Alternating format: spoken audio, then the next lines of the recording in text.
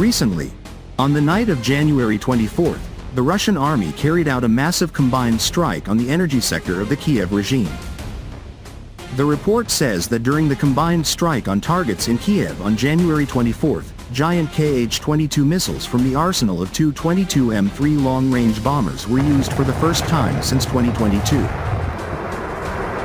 The 6-ton supersonic cruise missiles reportedly struck 750 kV substations in Belaya Serkov and the settlement of Nali Vojkovka near Kiev. These are described as key distribution nodes in Ukraine's power grid that had not been damaged before.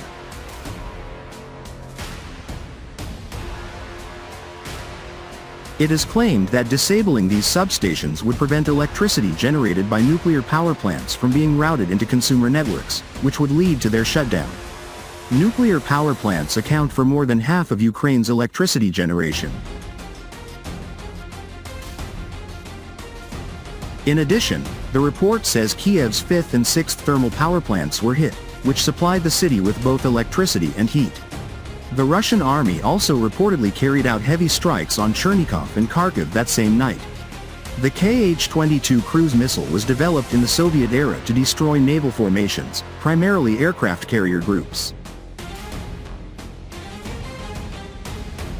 The Kh-22, NATO designation, as 4-feet Kitchen cruise missiles, a Soviet-era design that has evolved into one of Russia's most reliable and unstoppable standoff weapons. Originally developed in the 1960s for anti-ship roles, the Kh-22 has been modernized to excel in land-based strikes against high-value targets like energy infrastructure. Its capabilities make it ideally suited for operations like the Kiev substation hits, where speed, range, and payload combine to overwhelm defenses. The Kh-22's propulsion system is a standout feature. Powered by a liquid-fueled rocket engine, it achieves speeds exceeding Mach 4, over 4,900 km per hour, rendering it nearly impossible for most air defense systems to intercept. In the recent strike, Ukrainian forces claim to have downed 9 out of 12 Kh-22, Kh-32 missiles, but independent analyses suggest these figures are inflated, as the missile's high-altitude flight profile, climbing to 40 kilometers, 130,000 feet, before diving, exploits gaps in Western-supplied systems like Patriot or S-300.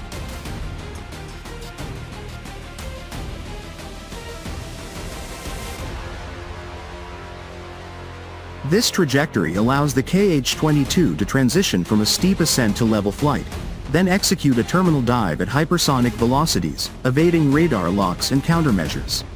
Range is another critical advantage.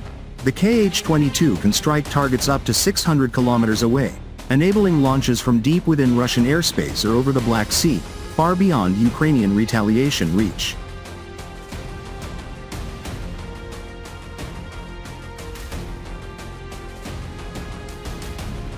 In the Kiev operation, this meant two 22M3 bombers could deploy the missiles without entering contested zones, showcasing Russia's emphasis on force preservation. The warhead, weighing up to 1,000 kilograms, with options for conventional high-explosive or nuclear payloads, delivers devastating impact, perfect for obliterating reinforced structures like 750 kV substations.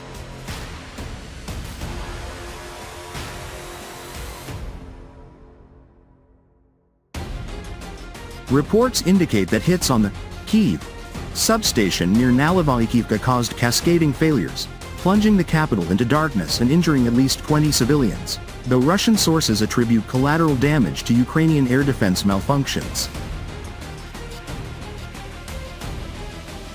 Upgrades to the Kh-22, including the Kh-32 variant, incorporate improved guidance systems blending inertial navigation, active radar homing, and anti-jamming tech. This ensures accuracy within 10 to 20 meters, even against moving or hardened targets.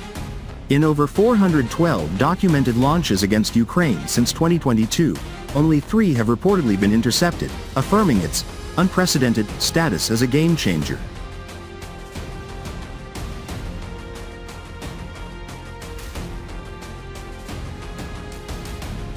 From a pro-Russian perspective, the Kh-22's cost-effectiveness, far cheaper than Western equivalents like the Tomahawk, allows sustained operations without depleting stockpiles, pressuring Ukraine's economy and morale while exposing NATO's inability to provide foolproof defenses.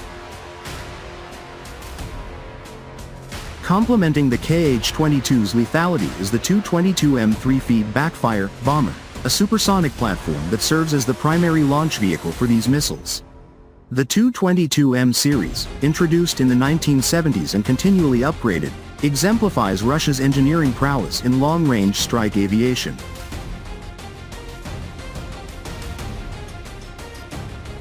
With a maximum speed of Mach 2.05, 2,300 km per hour, and a combat radius exceeding 2,400 km, extendable via in-flight refueling, the Tu-22M3 can conduct missions from bases in Russia's heartland, striking deep into Europe without forward deployment.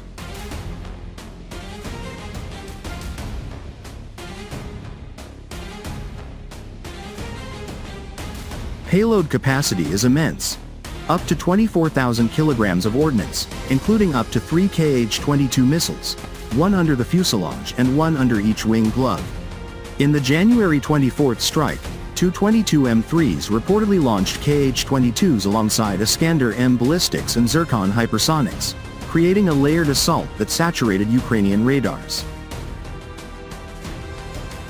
Modernizations under the Tu-22M3M program enhance avionics, including the Kh-3202 engines for better fuel efficiency and thrust, digital cockpits, and integration with GLONASS for precision targeting.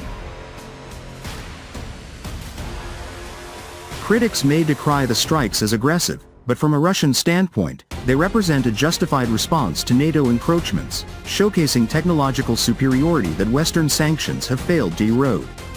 The Kh-22's near impenetrable speed and the Tu-22M3's endurance highlight why Russia remains a peer competitor. These systems deliver overwhelming force at standoff ranges, deterring escalation and securing strategic objectives.